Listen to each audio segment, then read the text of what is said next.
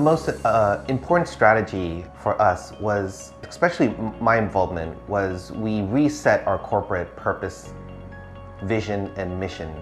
As we saw the challenges of climate change by 2030 and 2050, we decided that we needed to realign not just our company, but the whole food system and how we could be a key stakeholder in this. The most important thing that we did was, after setting out our mission statement and our vision statement, that we wanted to be we wanted to basically use food to fight climate change, was we committed to the UN Sustainable Development Goals.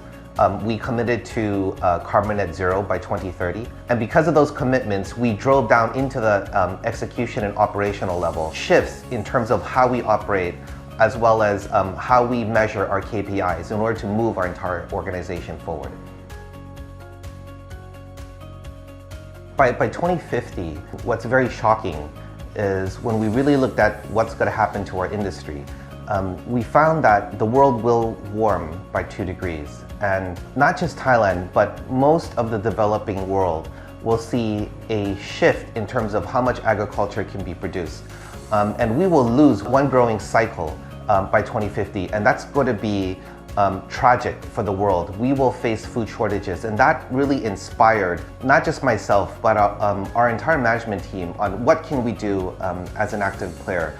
And we've been very vocal and very active in number one, proactive engagement at the United Nations, multilateral organizations, and how we can start the conversation and the debate around what needs to be done. Number two, we've been an active advocate of policy change at the government level in Thailand. Number three, we've been participating with multiple private sector organizations and how we can help shift along all the players to basically adopt the same goals so that we can tackle the same problem, which is fixing carbon emissions, greenhouse gas emissions from our food system so that we can enable food to fight climate change.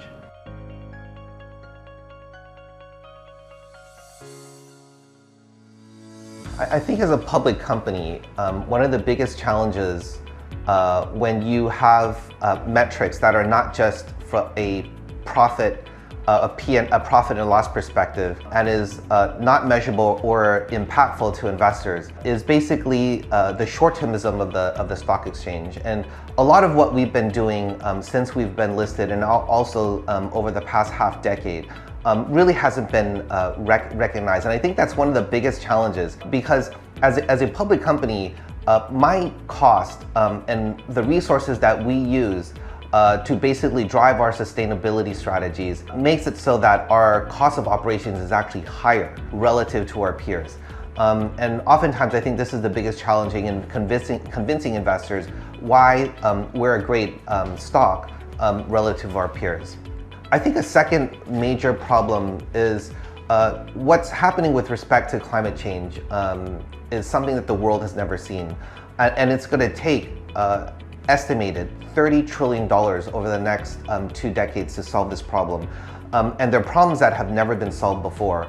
We've looked at many startups and how we can work with them, many technology companies and how we can work with them. And not every technology will fit every type of country, because what works in Europe will not work in India or Thailand. And so we've constantly had to go through, I would say, 40 or 50 different companies to find out what would actually work in a developing country perspective. I think this is one of the biggest challenges, is finding the right solution for the right market.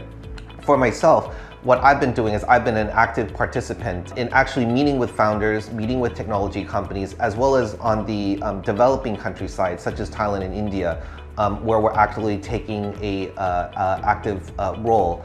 Talking to policymakers as well as large groups is how can we come together to solve this? And I'm actually also actively involved in multilateral organizations such as the World Economic Forum.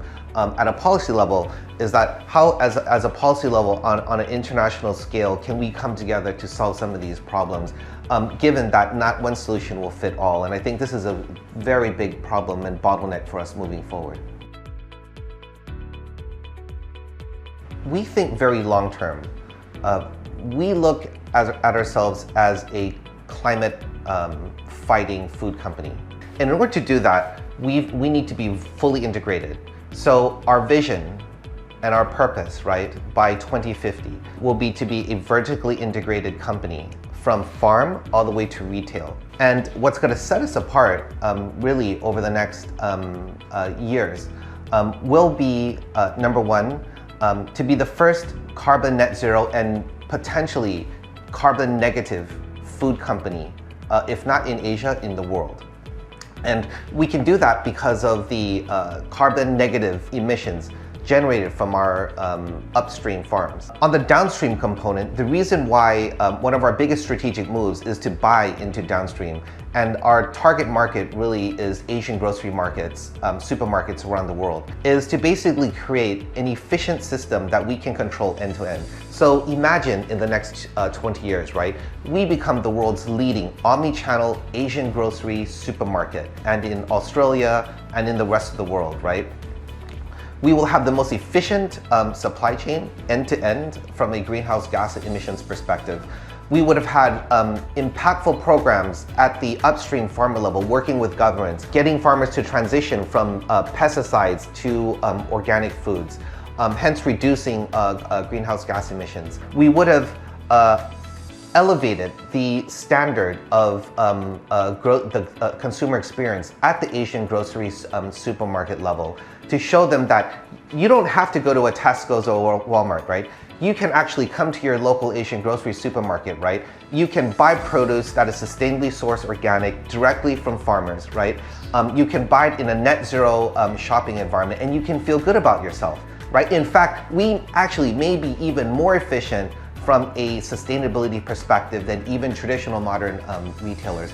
And so with that, I think this is one of our biggest goals, to be the world's leading company using food to fight climate change in the next decade or so, to be the world's leading purveyor of Asian foods in an omni-channel perspective, and the world's leading producer of ethnic foods in the world from a sustainable perspective, and to be hopefully the world's first carbon negative food company.